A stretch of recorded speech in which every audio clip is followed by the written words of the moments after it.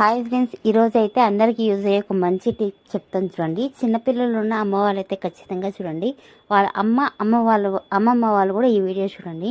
ఇప్పుడు చిన్నపిల్లలకి పళ్ళు వచ్చేటప్పుడు ఎక్కువ మోషన్స్ అవుతాయని చెప్తారు కదా, అదైతే అస్సలు నిజం కాదు.